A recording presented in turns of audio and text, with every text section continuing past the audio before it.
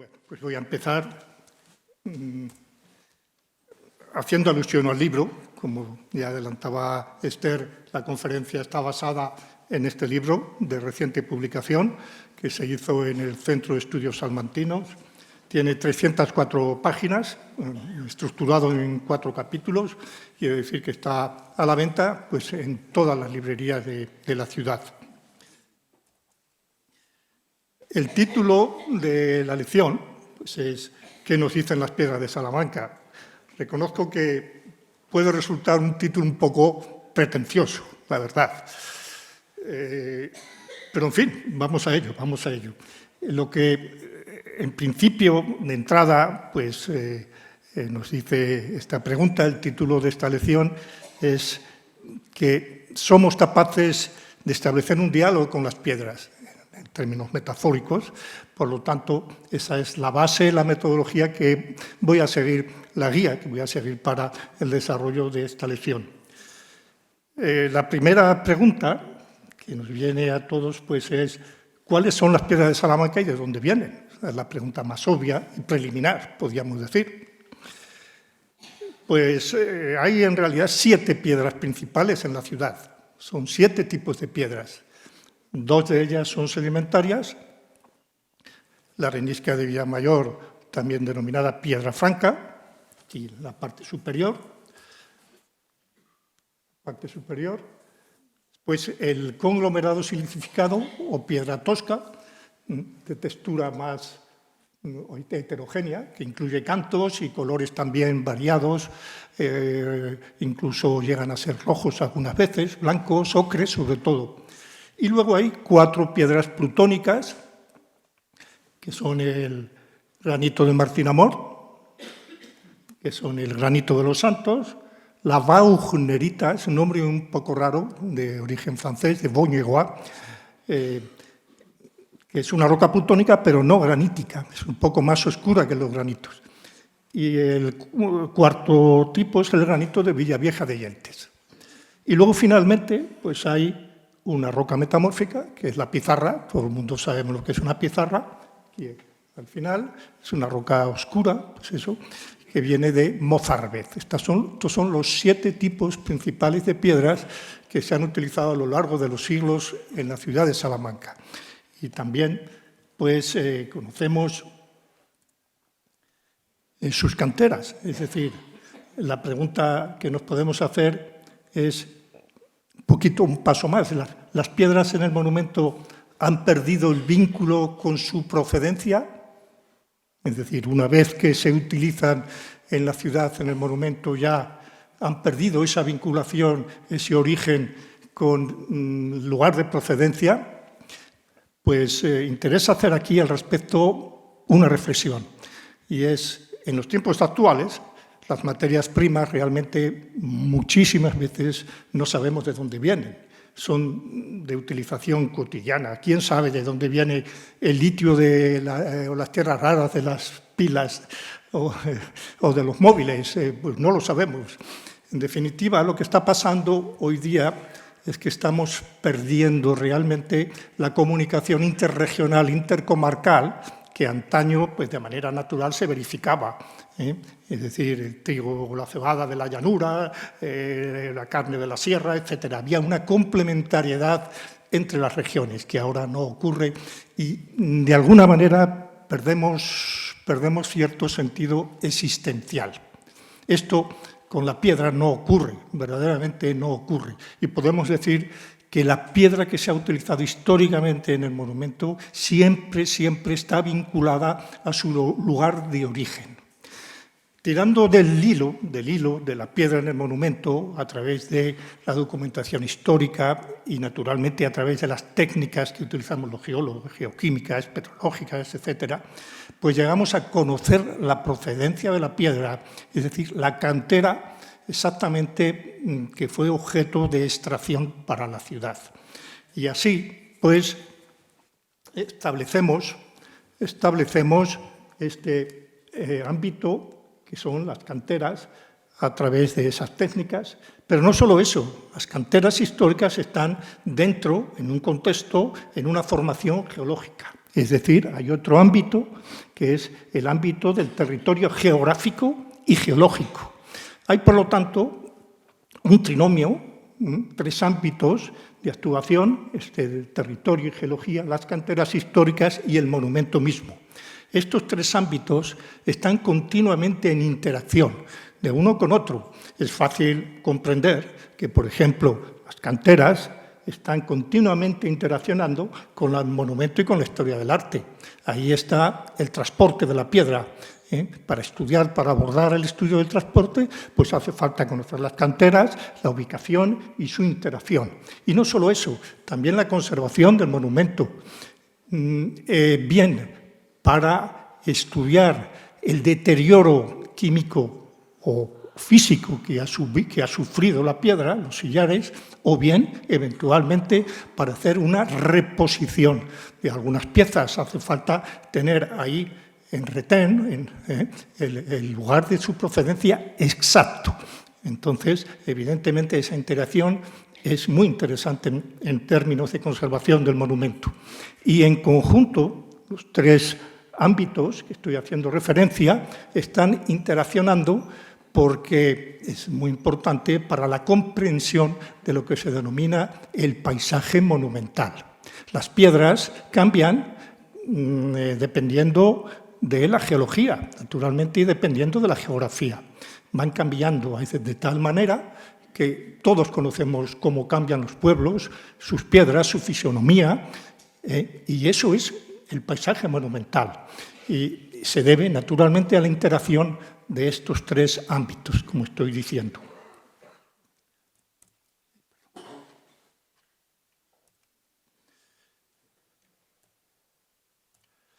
Bueno, decíamos que la interacción entre las canteras y el monumento pues, nos permitía abordar el estudio y el análisis del transporte. La primera pregunta parece también obvia. ¿Cómo se transportaba la piedra?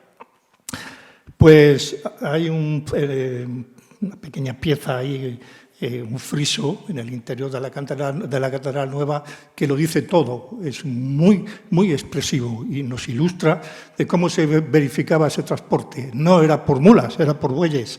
Era por bueyes, que es un animal más resistente, más duro, con más capacidad de transportar peso. Y así fue. La piedra se transportaba por carretas tiradas por bueyes. Ahora bien, hay piezas enormes, muy voluminosas, de mucho peso. Aquí tengo ahí en este gráfico, se puede ver el peso de algunas jambas, que supera las 4 toneladas, al peso de algunas pilastras excepcionales en su peso, como son las del Palacio de Anaya, que superan las 10 toneladas. Obviamente, una sola yunta de bueyes no podía transportar estas piezas. Tal vez hacían falta 15 yuntas o 20 o incluso más. Eso no era problema para ir añadiendo yuntas y yuntas y yuntas a carretas sólidas, bien conformadas. Y nada mejor que en esos casos la utilización de las denominadas cureñas. Las cureñas eran carretas muy fuertes, muy robustas, que se utilizaban en el ámbito militar para transportar los cañones. Yo pienso, aquí no hay documentación al respecto, pero pienso que algunas de estas piezas, por ejemplo, como las del Palacio de Anaya, fueron transportadas con esas cureñas.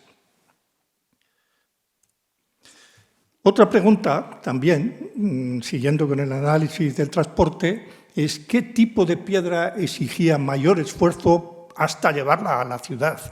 Naturalmente aquí pues hay que tener en cuenta su lugar de procedencia, su distancia, no solo eso, porque obviamente las 3 piedras plutónicas principales, que son el granito de Martín-Amor, el de Los Santos y el de Calzadilla, el de Villavieja vino después por tren, ya lo comentaré luego. Entonces estas 3 piedras pues están distantes, ciertamente, pero además de la distancia hay otro factor importante, que es la pendiente de su trayecto.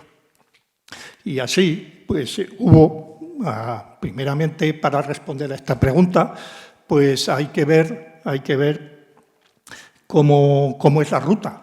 Las rutas hay que estudiarlas pues, utilizando una cartografía antigua, seguramente pues, por lo menos de principios del siglo XX, ¿no? Las minutas topográficas para hilvanar, para determinar un poco la ruta más probable. Pero no solo eso, sino hay que tener en cuenta también la pendiente de esa ruta. Y aquí es lo que expreso yo en estos perfiles topográficos. Aquí, a la vista de estos perfiles, nos damos cuenta que hay unos perfiles descendentes, como el Granito de los Santos, que se llevaba por la Vía de la Plata, es decir, y en principio, pues el perfil topográfico es muy favorable para su transporte. También el de Martín Amor, pues en principio no tiene muchas dificultades su transporte con arreglo al perfil. Pero ojo, porque la Baujunerita del oeste de Ledesma pues tiene un perfil bastante ascendente. Es decir, esta piedra implicaba un esfuerzo adicional debido al perfil topográfico, cuyas canteras, como ven, están aquí aguas abajo del río Tormes. Es decir, lógicamente se va a tratar de un perfil topográfico ascendente. Bien, siguiendo con el análisis del transporte, hay una observación, una constatación interesante que hacer.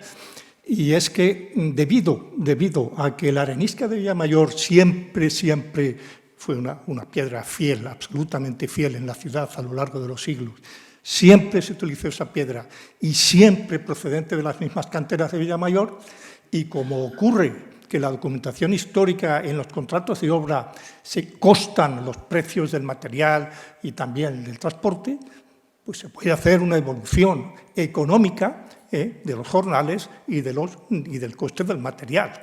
Y eso es lo que probablemente pues, permite establecer ahí una línea de investigación, no solo aquí con estos breves, pocos números, sino una investigación sobre la evolución económica pues más profunda. Pero bueno, de entrada ya se ve cómo los materiales y los jornales, los materiales y los portes subieron mucho más que los jornales en esta evolución que yo he constatado desde el siglo XVI hasta el siglo XVII.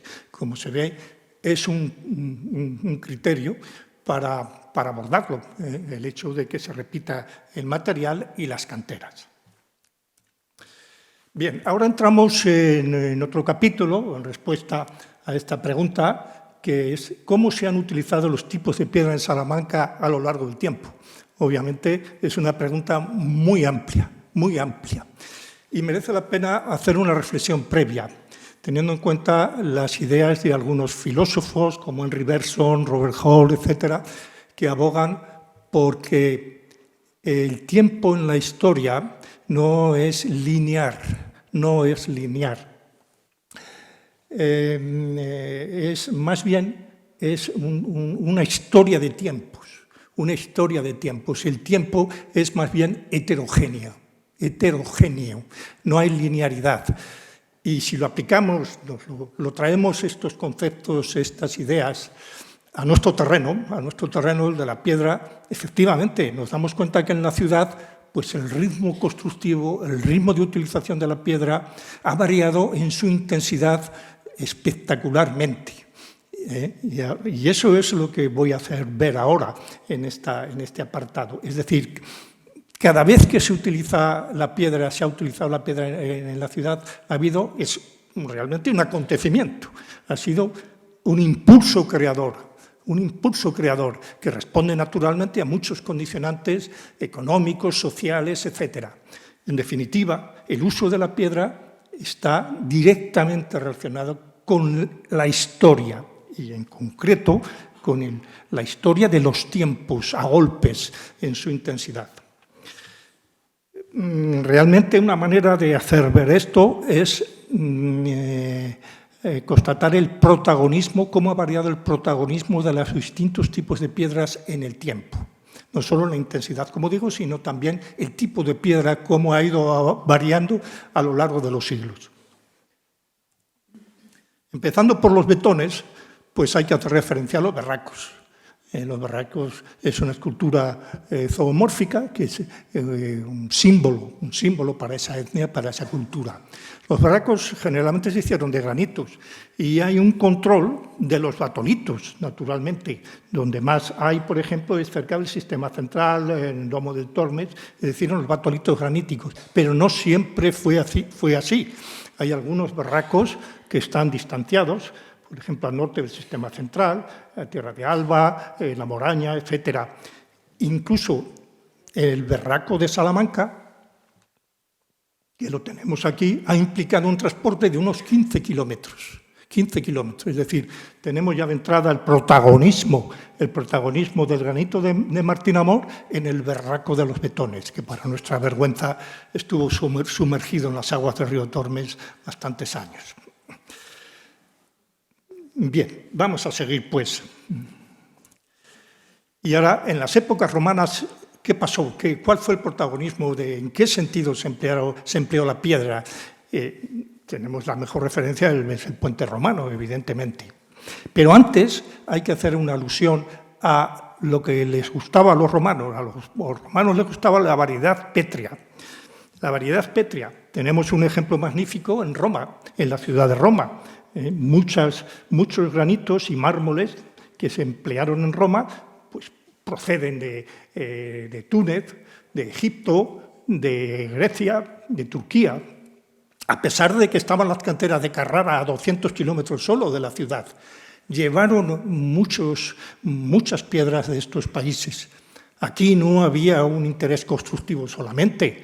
No hace falta ser muy lince para darnos cuenta que esa utilización tan lejana de miles de kilómetros y tan dificultosa, pues entrañaba otras intenciones de estrategia política, de intereses, etcétera. Una utilización no inocente de la piedra, que luego vamos a volver en esta idea. Y por poner un ejemplo peninsular aquí, pues podemos poner el yacimiento de Altafulla, donde hay una gran variedad de piedras en este yacimiento, muchas de origen muy distante. Entrando ya en el puente romano, se utilizaron pues, esencialmente 3 tipos de granitos. El granito de los Santos, que se transportó por la Vía de la Plata, unos 50 kilómetros. El granito deformado de Porqueriza, esto... en fin, no hay certeza de su procedencia exacta, pero por criterios de visu, por criterios litológicos, pues es muy probable que proceda de ahí, de este área de esta alquería de Porqueriza, que está a 26 kilómetros. Y un tercer tipo que proviene de Ledesma. Como ven aquí, tienen distintas características texturales, distintos colores también, cada uno de ellos. Bien, esta procedencia dispar, esta variedad pétrea, en coherencia con ese concepto romano que decía antes, tiene un porqué y tiene una aplicación que vamos a ver. El porqué de esta utilización tan diversa tiene que ver con la estrategia constructiva. Eso es muy importante. Téngase en cuenta que el granito de los Santos, que es el material básico, estaba a 50 kilómetros. A 50 kilómetros. Y verdaderamente jugaba a favor de ello la Vía de la Plata, que es un ejemplo magnífico de ingeniería geográfica, de los ingenieros geógrafos romanos, ¿no? Evitando las pendientes. Pero claro, son 50 kilómetros. Era muy costoso, un esfuerzo tremendo. Y por ello, pues los romanos, grandes prospectores, se dieron cuenta que hacía falta un material auxiliar y más cercano. Por eso recurrieron al granito de ese área de Porqueriza, que solo estaba a 26 kilómetros. Es decir, que si la provisión de los Santos decaía, tenían siempre otro granito más cercano, eso sí, de mucha peor calidad, que era el de Porqueriza. Pero lo importante es que el ritmo de la obra no decayera, siguiera. Y el tercer tipo de granito, el porqué del tercer tipo de granito, yo pienso que viene del Ledesma, como digo, por las características de visu litológicas, pues tenía un porqué muy interesante, y el porqué era que esta piedra entraba desde el norte. Es decir, las otras dos entraban desde el sur, pero la tercera piedra de Ledesma entraba desde el norte, con lo cual, a priori, pues era interesante ese acceso para eventualmente cerrar la obra desde la orilla de la ciudad. Además, puede que hubiera habido intereses también estratégicos, políticos, en el sentido de que Bletiza, Ledesma, era una tierra que estaba ya romanizándose e interesaba esa reafirmación territorial, la no inocencia de la piedra que ya antes he aludido. Bien, estos tres tipos de piedra, como digo, pues implicaban una estrategia, o facilitaban la estrategia, mejor dicho. ¿En qué sentido? Pues nos daba lugar a interpretar cómo fueron las fases constructivas del puente romano. Primero se utilizó el granito de los Santos, el número 1 aquí, para construir las pilas y las cornisas de talón inferiores. Luego, los arcos meridionales con la piedra de los Santos y la de Porqueriza, que entraban a la vez desde el sur, hasta el arco número 9. Después del arco número 9 al 1, se utilizaron las tres, en estos dos estadios de fases intermedia precoz, meridional, e intermedia tardía, del 9 al 1, ya entrando también el granito de Ledesma, es decir, los tres granitos. Eso se constata visualmente, cómo los tipos graníticos van cambiando desde el arco 9 al arco 1. Desde el arco 15 al sur, como sabéis, pues fue destruido por las crecidas medievales y por la de San Policarpo. Y finalmente, una etapa tardía, una fase tardía, que fue hecha con el granito de Ledesma, el estribo de la orilla de la ciudad con el granito de Ledesma, como no podía ser de otra manera, claro, porque entraba desde el norte.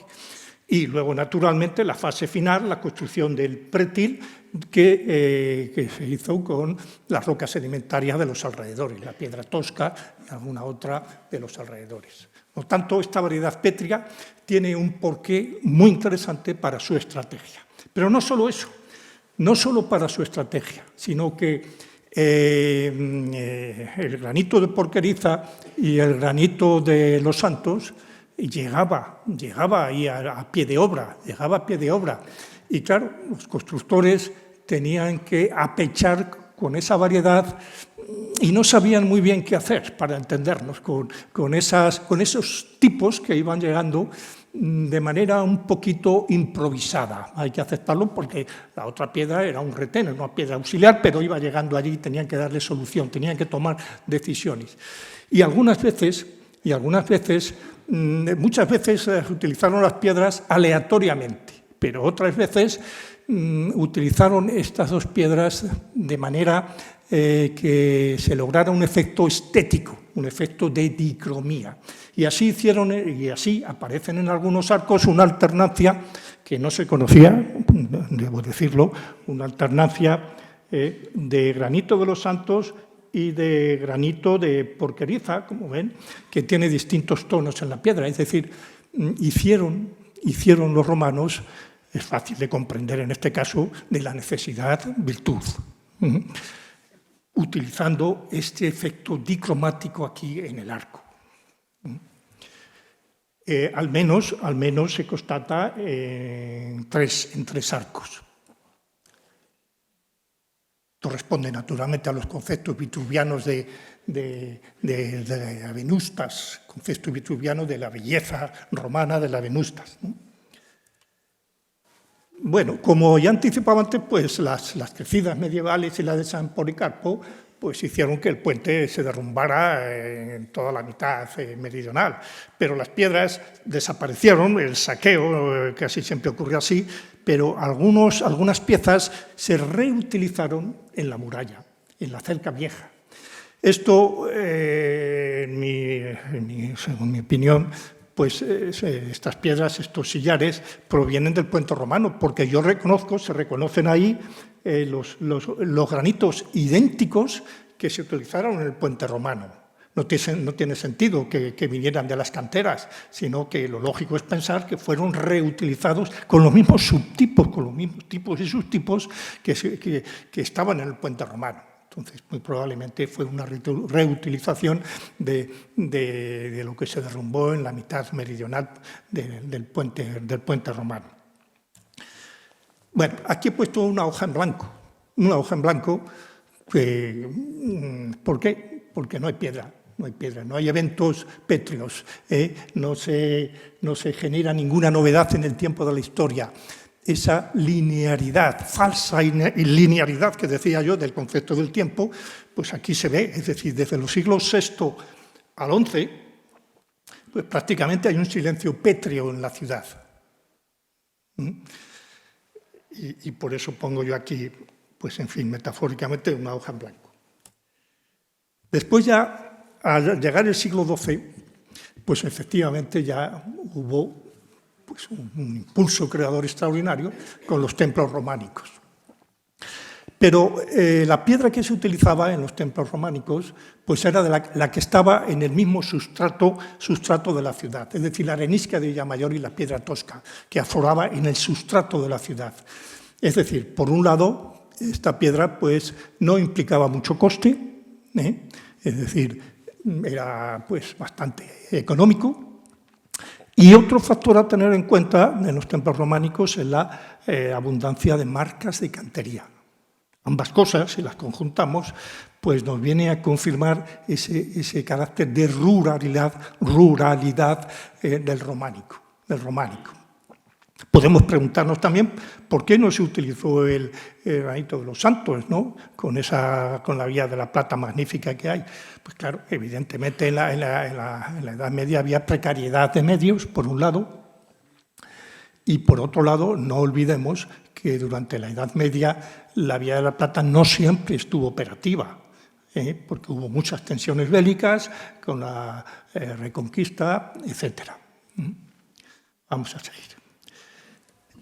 En ese punto del inicio de las catedrales, hacia 1140, Salamanca tuvo la oportunidad de haber seguido por la vía del ladrillo, es decir, haciendo más iglesias mudéjares, como las que estaban en la ribera del Tormes. Pero no fue así. Salamanca optó por la vía de la piedra. Eso hay que resaltarlo. Y, de alguna manera, perdimos una brillante oportunidad ahí del mudéjar. Pero, por otro lado, ganamos con la piedra. ¿Hasta qué punto? Pues hasta el punto que la ciudad se hizo de piedra. Literalmente hablando, se hizo de piedra. Se convirtió en la ciudad de piedra hacia el año 1500 aproximadamente. Se reemplazó el adobe, la madera, por la piedra. Aquí muestro en la fotografía de arriba antigua de los soportales de San Julián, había madera, y al final, abajo, lo ilustro con la casa de María la Brava, que es una construcción típica en arcos de medio punto, grandes dovelones, con la arenisca de Villamayor y abajo en el zócalo solía haber piedra tosca. Estos son ejemplos de cómo se llegó a la ciudad de piedra con estas construcciones. ¿Y qué pasaba con el granito de los santos? Pues el granito de los santos, que lo habíamos dejado desde épocas romanas, se reintrodujo probablemente a finales del siglo XV. Aquí tenemos en esta fotografía, ilustra este parteluz del Hospital del Estudio, pero luego siguió utilizándose. También esta tardía utilización, toda esta cantidad de siglos sin utilización del granito de los santos se debe, como decía, a la operatividad o no de la vía de la plata. Es decir, la utilización del granito de los santos en la ciudad está vinculada a la historia, a la operatividad de la vía de la plata. Hay un nexo directo. Bien, y pasamos al plateresco, a nuestro plateresco. ¿Qué piedra fue la protagonista? Yo creo que no hace falta decirlo, es la arenisca de Villamayor. Si no hubiera sido la arenisca de Villamayor, obviamente no teníamos este plateresco tan espectacular aquí en Salamanca, no hace falta recordarlo, pero bueno, lo recuerdo. Además, Poco tiempo después de concluirse la fachada rica, a la izquierda, pues se hizo el Palacio de Fonseca. El Palacio de Fonseca, donde ya aparece con profusión el granito de los Santos, hacia 1530. Ojo, porque esta utilización es una utilización precursora de lo que va a ser el segundo Renacimiento, el Renacimiento clasicista. Téngase en cuenta, como se ve en la fotografía, las enormes jambas y el dintel, las columnas adosadas, grandes piezas de granito que tenían que ser de granito, ¿no? Que mejor que el granito de los Santos. Y por esto este monumento se puede considerar precursor de ese segundo Renacimiento, más clasicista.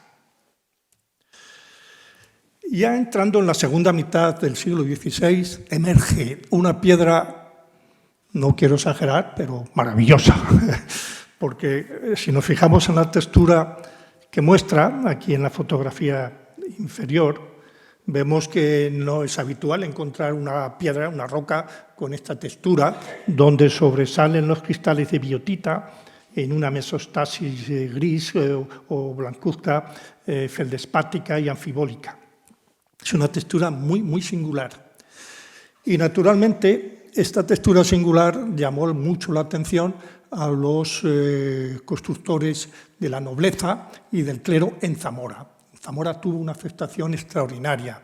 Fue una piedra, en fin, muy adecuada para la ostentación y el poder de la nobleza y del clero allá en Zamora. Y aquí en Salamanca se tomó nota de lo que había acontecido en Zamora, hasta el punto que los nobles y el clero demandaron esa piedra, hicieron una demanda, una petición en los contratos de obra para construir con esa piedra. Al principio no se conocían las canteras de Calzadilla del Campo, ahí al oeste de Ledesma, se conocían las de Sayago, pero durante el Renacimiento sabemos que había prospectores pues, muy interesados en encontrar nuevos recursos y nuevas piedras. Y, en definitiva, lo que se procuraba era una piedra selecta para su ostentación, para marcar su poder, su ostentación. Y esto fue lo que ocurrió cuando se utilizaron en los atrios incluso, aquí tenemos el resto de la catedral, pero también en los palacios, como en los francos, y en muchos otros, algunos ya destruidos. Entonces, interesa resaltar cómo la piedra wagnerítica se llevó del oeste de Ledesma bajo demanda de los centros de poder, igual que ocurrió en Zamora. Es una diferencia muy clara con la utilización de la piedra de Martinamor, que se fue expandiendo desde las canteras y, por ejemplo, se utilizó en Alba de Tormes. Tal ostentación pétrea del siglo de oro pues debería estar acompañada de un pavimento acorde con ese lujo, con esa ostentación pétrea. Y la pizarra de Mozárabet no desentonó. Y aparecen diseños también brillantísimos en combinación con granitos, como estos que muestro aquí a la izquierda, de la pizarra de Mozárabet. Y a la derecha también eventualmente se utilizaron cantos y huesos con diseños también espectaculares, como muestro ahí. Y pasamos al barroco. En el barroco pues, había un protagonismo de la piedra tosca, aquí lo vemos en el zócalo de la Plaza Mayor, y es una utilización que rompe esa supuesta monotonía en la plaza. Pero también la wagnerita rompe esa monotonía. Su utilización en el lienzo del ayuntamiento pues, pretendía eso, romper esa supuesta monotonía pétrea de la plaza. Y se utilizó en las arcadas.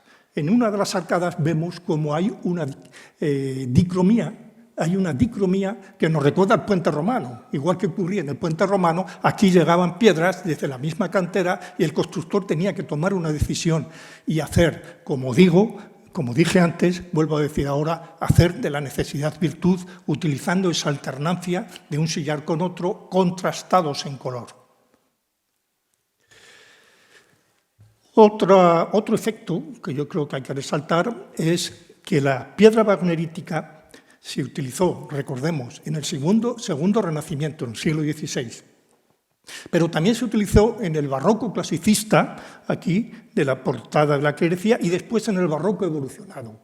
Es decir, que hubo una misma piedra en esa etapa del siglo de oro, evolutiva del siglo de oro, que imprimió una marca, como sabemos, en la denominada varietas salmantina, un valor que fue reconocido para ser declarada Patrimonio de la Humanidad. Pues bien, esa continuidad en la utilización de la wagnerita, yo creo que facilitó esa varietas para evitar una posible disonancia pétrea. Tengamos en cuenta que esa piedra fue introducida de nuevo, sin embargo, como tuvo continuidad en el tiempo, pues facilitó la armonización en las varietas. No sé si me explico bien. Bueno, luego, como va a haber algún coloquio, pues estoy a disposición. Pero bueno, esa es mi pretensión. Entrando ya en el siglo XVIII, irrumpió espectacularmente el granito de Martín Amor. Primero, como piedra salvadora. Tengamos en cuenta que en 1755 aconteció el terremoto de Lisboa, se resquebrajó la catedral y había necesidad de utilizar una piedra solvente en su durabilidad. Había ya un recordatorio del granito de Martín Amor en las losas del puente romano que fue utilizado en 1532, porque ya sufría el deterioro del paso de las carretas de hierro. Ese recordatorio, en mi opinión, intuyo yo que debió de contribuir para que se volviera a retomar la utilización de granito de Martín Amor, esta vez recubriendo la torre de la catedral, que estaba resquebrajada en estos hiladas que aparecen aquí, envolviendo la torre de la catedral. Piedra salvadora. Pero también el granito de Martín Amor se utilizó con profusión en el Palacio de Anaya, en el edificio neoclásico del Palacio de Anaya. La piedra de Martín Amor era una piedra blanca muy clara que transmitía el sentido de pureza neoclásica. Se recordaba un poco a los mármoles y por eso pues, se adecuaba muy bien a los cánones exigentes del neoclasicismo y por eso se utilizó también en el Palacio de Anaya neoclásico.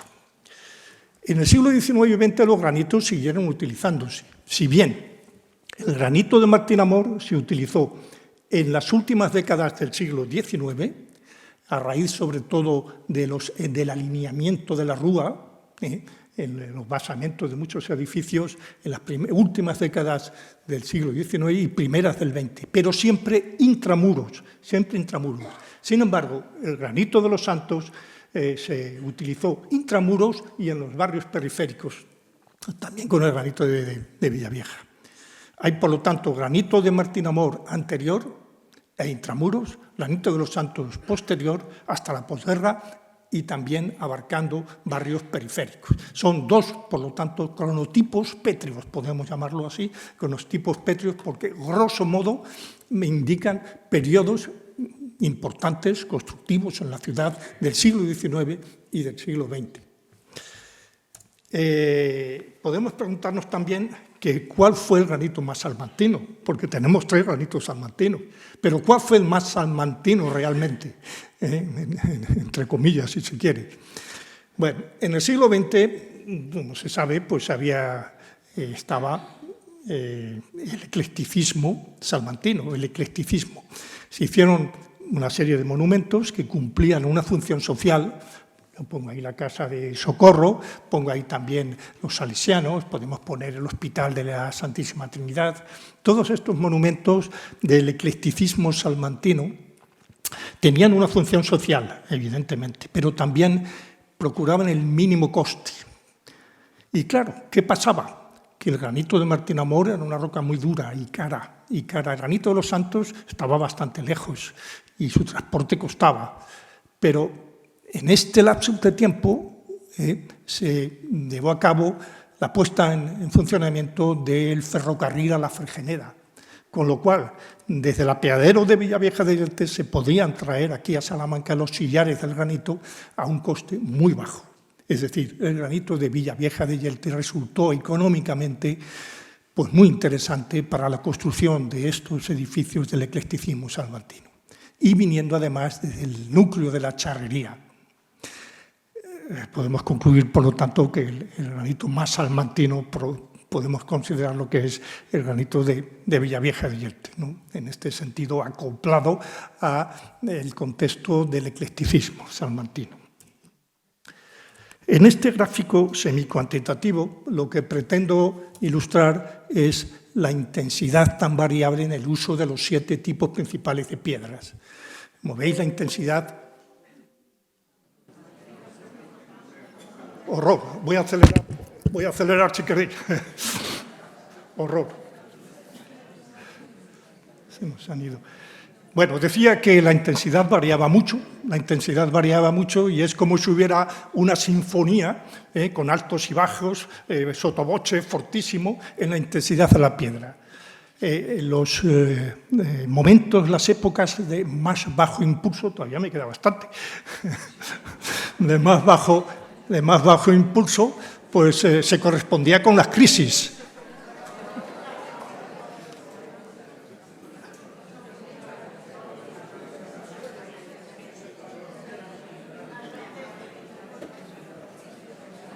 No sé, habrá que avisar allí a recepción, mame.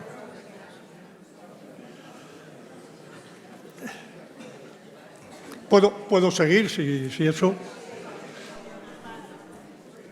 Decía que la intensidad en el uso de la piedra era muy variable, de tal manera que en las crisis del siglo XIV, del siglo XVII, apenas se utilizó la piedra.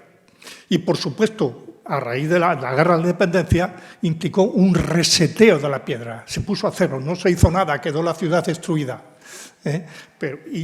Inversamente, en el siglo de oro, fue el boom constructivo de las piedras. No solamente en intensidad, sino en variedad también. Hasta el punto que podemos utilizar otro gráfico, que aquí no está, pero que podríamos ver en ese otro gráfico semi-cuantitativo cómo la mayor variedad pétrea en la ciudad está en 2 épocas. En las épocas romanas, de acuerdo con su concepto romano, como os decía antes, y también en el siglo de oro, sobre todo en el Renacimiento. Son 2 épocas de gran variedad pétrea. Claro, muchos autores han invocado la mímesis del Imperio carolino con el Imperio romano. Por ejemplo, en el arte, ese clasicismo que recordaba pues al mundo griego, al mundo romano del segundo Renacimiento. Pero además, esa variedad pétrea lo que hace es confirma de alguna manera la mímesis entre los 2 imperios, el Imperio carolino y el Imperio romano. Bueno, vamos a ver ahora por dónde vamos.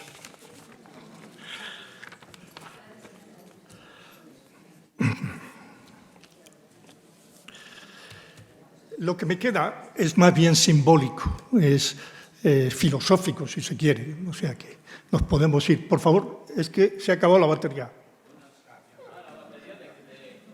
¿De aquí? ¿Del ordenador o no lo sé?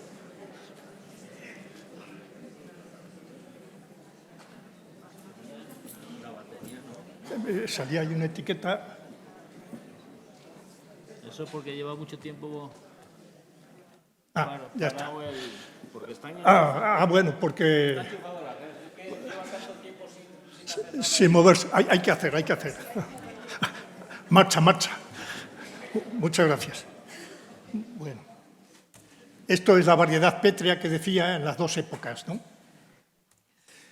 Bien, ahora en esta última parte lo que nos interesa es llegar a la aprehensión, con H, del mundo de la piedra.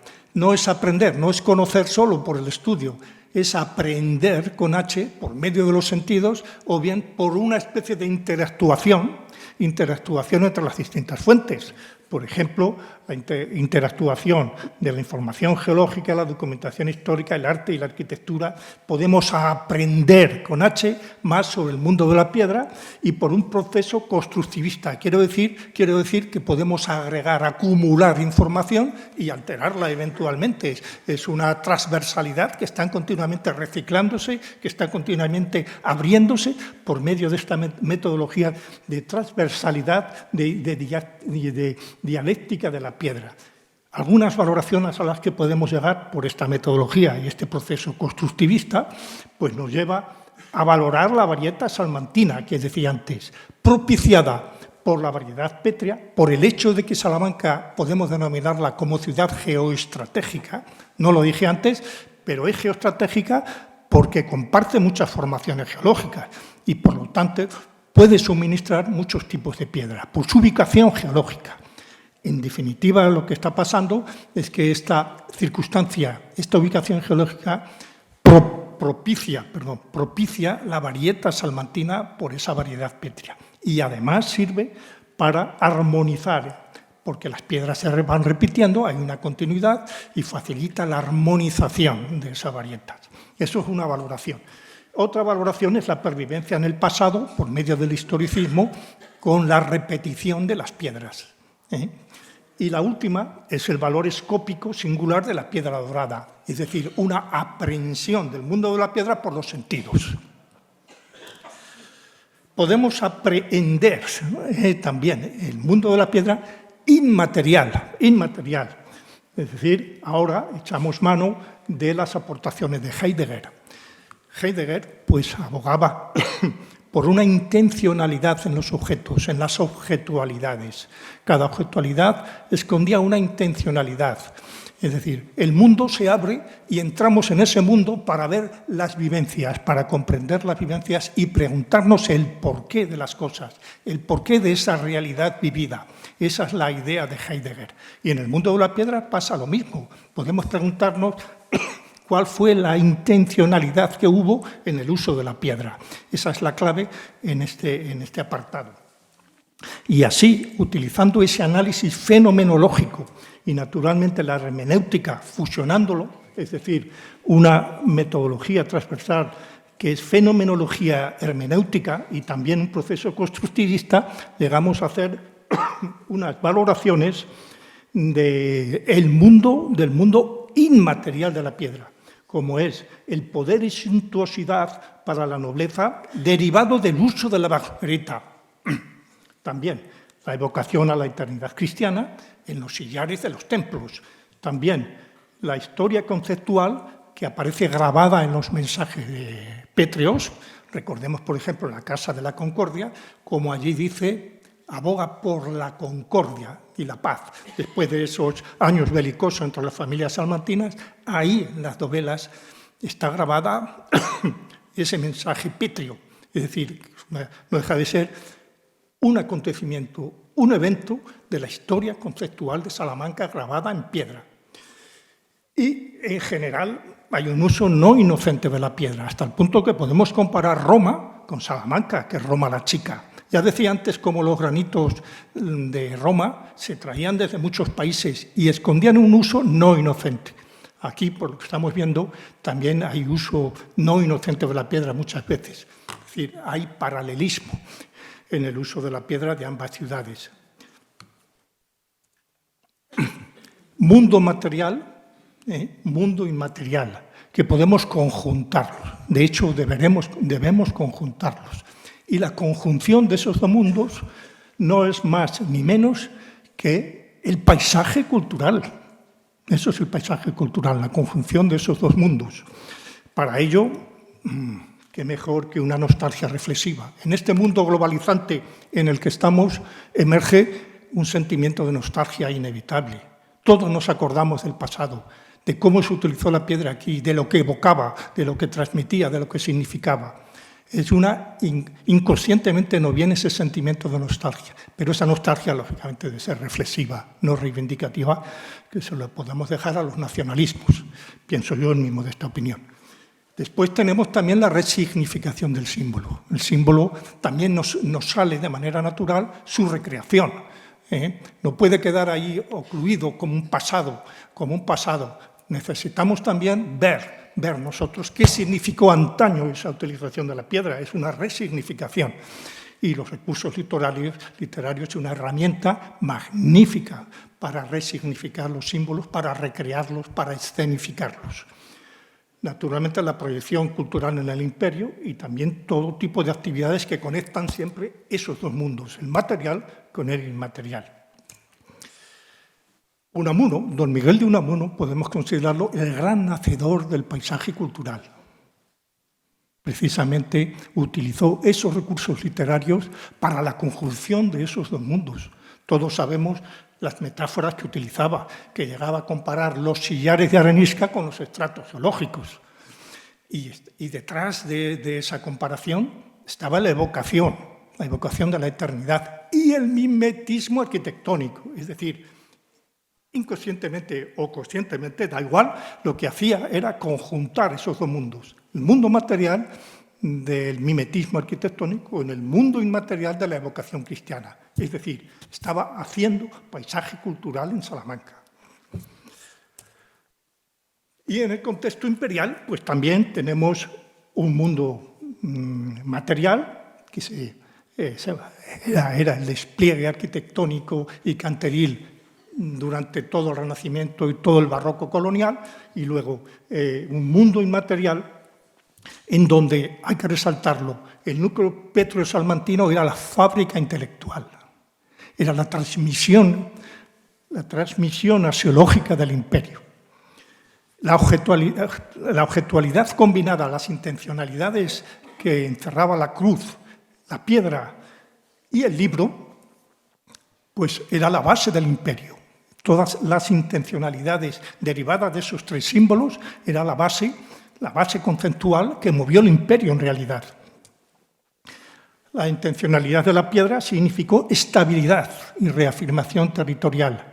Se iban conquistando territorios y en pocos años se construía una ciudad de piedra. Igual que en Salamanca, se iba estabilizando, se iba reafirmando el territorio con la piedra.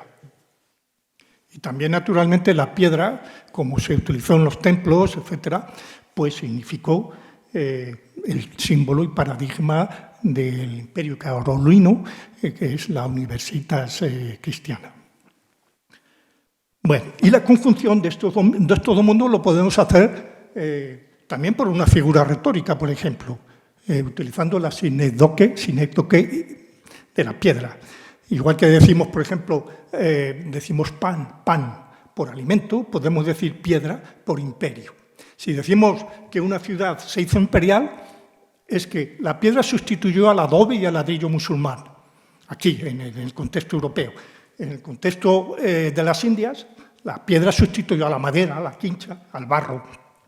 Pero también, si decimos eso, es que la piedra se transportó por la red viaria que se construyó en el imperio carolino allí en las Indias. Y la piedra, finalmente, indica que se utilizó para construir monumentos, los religiosos siempre con una torre erguida en la plaza. Eso nos recuerda a las plazas castellanas de la llanura castellana. Es lo mismo. Bueno, finalmente, esto ya es el último cuadro que utilizo, llegados a este punto, tenemos símbolos, tenemos un mundo material, tenemos un mundo inmaterial, y necesitamos ver cómo se impregnó la cultura del imperio por medio de la piedra. Parece una cosa un poquito así separada, difícil de conectar, pero es lo que voy a intentarlo hacer, haciendo ver que hay unas evoluciones intangibles y unas evoluciones tangibles que confluyen al final en la cultura. Empecemos por los símbolos, empecemos por las objetualidades de la piedra y del libro. La piedra, con su significado polisémico, puede indicar la piedra wagnerítica, implicó un contexto reflexivo, que es la ambición de los nobles, basado en la suntuosidad y poder, y una respuesta instrumental en el sentido de Heidegger, fenomenológica, instrumental. Los nobles querían ostentación, querían poder y utilizaron la wagnerita. Fue una instrumentalización de la piedra. Y así se plasmó en sus patios, en los atrios y en la ciudad de piedra, tanto en Salamanca como en Zamora. La piedra y la cruz, pues evidentemente implicaron un contexto reflexivo vinculado a los orígenes del cristianismo y estaba basado en el sentimiento y en la creencia. Y el tipo de respuesta en este caso tal vez fue más reflexiva. Y se sustanció en los templos y en los conventos del núcleo pétreo de Salamanca. El libro implicó un contexto reflexivo de esclavitud y supremacismo en las Indias. estaba basado en el derecho y el saber que transmitió la Escuela de Salamanca. Y esto se plasmó en las aulas y en el estudio y en las universidades de las Indias y en la ciudad en el imperio. Y finalmente la piedra implicó, en otro significado, una tensión indígena y musulmana, una estabilidad y reafirmación territorial y fue, por lo tanto, una respuesta instrumental en el sentido de Heidegger. Al final, todas estas evoluciones inmateriales evolucionan a evoluciones tangibles, se plasman en las ciudades de piedra del núcleo pétreo salmantino y en la ciudad en el imperio. Solo me queda pues, decir las conclusiones. La primera es que la plasmación total a través de esas ciudades genéricas, bueno, la de Salamanca y Zamora no tanto, la ciudad del imperio genéricas, esa plasmación significó una realidad totalizadora, hasta el punto que el uso de la piedra impregnó la cultura del imperio de manera paradigmática. Lo impregnó todo. Y también la segunda conclusión es que el uso histórico de la piedra en el imperio viene a confirmar que el territorio incorporado constituye una especie de ecúmene unificada. Si tenemos en cuenta las ideas de Chueca-Goitia, hay tres factores determinantes en este concepto, que son el derecho o la religión, el idioma y la arquitectura. A los tres conceptos de Chueca podemos añadir y el uso de la piedra también, que contribuyó a unificar todo el imperio, es decir, a darle sentido a esa ecúmene unificada. Y la tercera conclusión, pues es algo que nos puede llenar de orgullo a los salmantinos, de adopción o no, a los salmantinos. El núcleo pétreo de Salmantino, del sentir, saber y creer, representó una referencia axiológica de primer orden en esa ecúmene cultural. Es decir, hubo una figura significante, un soporte físico, que es el núcleo pétreo salmantino, que conllevaba un significado extraordinario del sentir, saber y creer, que se transmitió por todo el imperio. Bueno, pues muchas gracias.